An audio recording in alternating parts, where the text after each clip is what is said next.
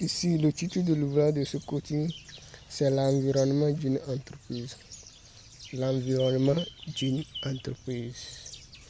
L'environnement d'une entreprise. Introduction. L'environnement d'une chose est l'ensemble des choses qui l'entourent ou qui entourent la chose en question. Une entreprise est une chose qui se loge dans un environnement précis. Un entrepreneur doit connaître l'environnement d'une entreprise pour pouvoir créer son entreprise.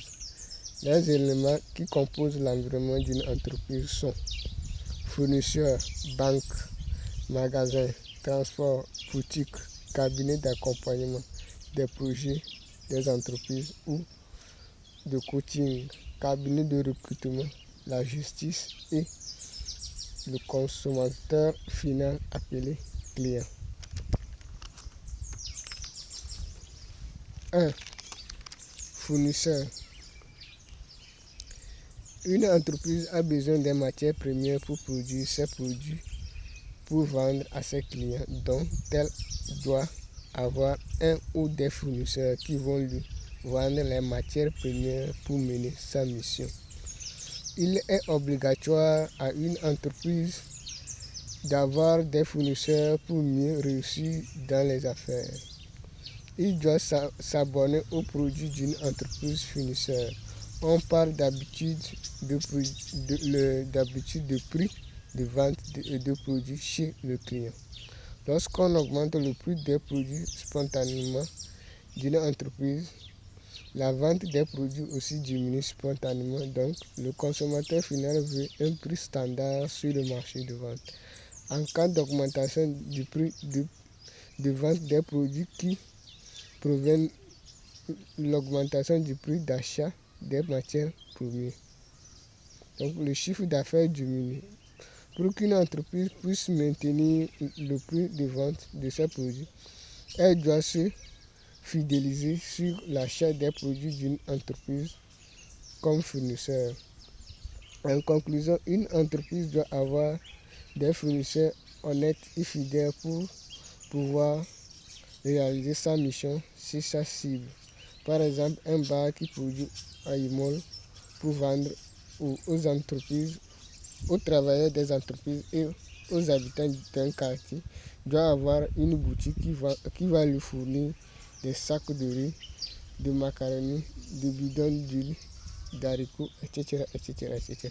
Donc, lorsque le prix des matières premières change, donc le prix des ventes des produits de l'entreprise aussi change, va varier. Donc, cela joue un désordre chez le client, le consommateur final. Donc, le consommateur final veut un prix standard. Il sait que ça, c'est à 100 francs. S'il se lève, c'est à 100 francs. Donc, un jour, il va venir, on va dire c'est 150. Un autre jour, on va dire c'est à 100 francs. Un autre jour, il va venir, on va dire c'est 75 francs. Donc, ici, donc ça amène un désordre chez le dernier consommateur, chez le client. Donc, il faut avoir un fournisseur ou des fournisseurs qui va fournir les prix des matières premières sur un prix standard, et là, vous allez vendre vos produits au client standard. Donc, le client sait que c'est à 100 francs. Quand à tout moment qu'il quitte, c'est à 100 francs qu'il va payer votre produit. 2. Entreprise. Une entreprise a pour mission de produire les produits pour vendre à une cible. Au sein d'une entreprise se logent des différents postes de travail qui correspondent aux activités de l'entreprise. On a besoin des travailleurs pour exécuter les différentes activités dans le souci d'atteindre la mission de l'entreprise chaque jour que Dieu fait. Il a besoin de plusieurs compétences pour mieux fonctionner. Donc, là, on parle au sein de l'entreprise, donc on parle de l'employabilité. Donc, l'entrepreneur ou le chef d'entreprise doit avoir une notion sur l'employabilité, comment employer ses employés pour pouvoir réaliser sa mission, pour pouvoir atteindre son but. Donc, il doit embaucher un gestionnaire des ressources humaines qui va gérer ses affaires. Donc, c'est un directeur des ressources humaines qui est censé de gérer ses affaires pour l'entreprise. Donc, c'est 3. Justice. Une entreprise s'installe toujours dans un quartier d'une ville, d'une préfecture, d'une région et d'un pays, voire un continent. Chaque pays, région et ville a ses lois qui rédigent le domaine de l'entrepreneuriat et de la création d'une entreprise. Donc, un entrepreneur est censé de les connaître pour mieux réussir. Donc, un bon entrepreneur doit connaître les lois qui rédigent le domaine de l'entrepreneuriat et de la création de l'entreprise du pays. Donc, pour pouvoir, l'État, je dis toujours, l'État, c'est une machine qui ne pardonne pas. Donc, si tu es un entrepreneur et tu violes les lois du pays, du domaine de l'entrepreneuriat, donc tu risques de perdre ton entreprise un beau jour. Un beau matin, la justice va envoyer ses employés, ces gens chez toi, et puis ton entreprise est partie en fumée. Donc, il faudrait maîtriser bien les lois qui rédigent le domaine de votre localité, de votre pays, région, pour pouvoir mieux entreprendre. Donc, il est nécessaire de maîtriser les lois qui rédigent les affaires du pays, donc pour ne pas gâcher son entreprise. 4. Actionnaire. Un actionnaire est un partenaire financier d'une entreprise. Ce sont les bailleurs de fonds et les banques qui fournissent les services financiers à une entreprise. Un entrepreneur doit avoir un ou des actionnaires pour son entreprise dans le souci de bénéficier des services financiers. 5. Cabinet d'accompagnement des projets. Ici, on fait référence aux experts du domaine qui aident les jeunes entreprises à résoudre leurs problèmes pour mieux réussir. On parle de cabinet d'accompagnement des projets des entreprises ou de coaching des entreprises ou cabinet consultant. Donc, c'est ça, eux qui aident les jeunes entreprises ou les jeunes entrepreneurs à surmonter leurs obstacles chaque jour que Dieu fait. Donc, il est nécessaire qu'un entrepreneur cherche. 6. Cabinet d'expertise. Ici, on fait référence aux experts des compétences des postes de travail que les entreprises utilisent pour produire leurs produits. Une entreprise doit consulter ces genres de cabinets pour augmenter le niveau de son personnel en cas de besoin pour atteindre son but. Par exemple, cabinet d'expertise comptable, cabinet d'expertise marketing, etc., etc. 7. Cabinet de recrutement. Une entreprise a besoin des travailleurs pour exécuter les activités de l'entreprise dont elle a besoin d'un cabinet de recrutement pour lui fournir des travailleurs. Il doit souvent consulter les services des cabinets de recrutement pour trouver les travailleurs dans le vite possible pour ne pas créer de rupture de stock.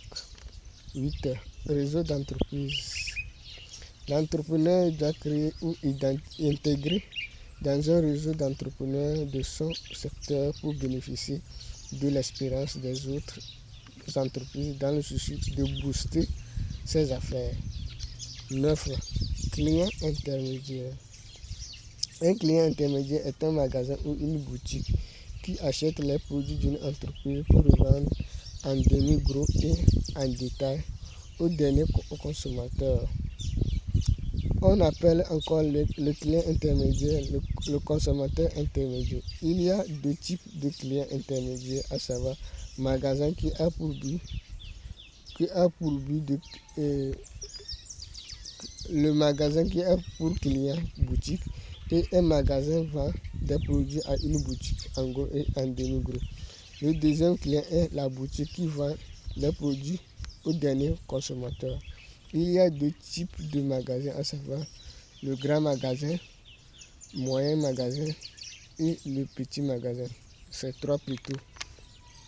Le grand magasin a pour client le magasin moyen Le moyen magasin a pour client le petit magasin et le petit magasin a pour client la boutique. C'est une chaîne de valeur. Le grand magasin stocke et conserve les produits d'importation et d'exportation d'un pays ou d'une région ou d'une ville. Le moyen magasin stocke et conserve les produits pour les besoins d'une ville et les villages environnants. Le petit magasin stocke et conserve les produits pour les besoins d'un ou des quartiers d'une ville.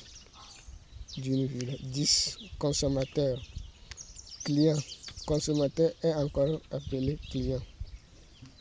Le dernier consommateur ou le consommateur final, c'est le client qui détruit le produit sur la chaîne de production. L'ensemble des clients d'une localité qui consomment les produits d'une entreprise est appelé le nid de clients ou la cible pour renchérir le marché de vente de l'entreprise.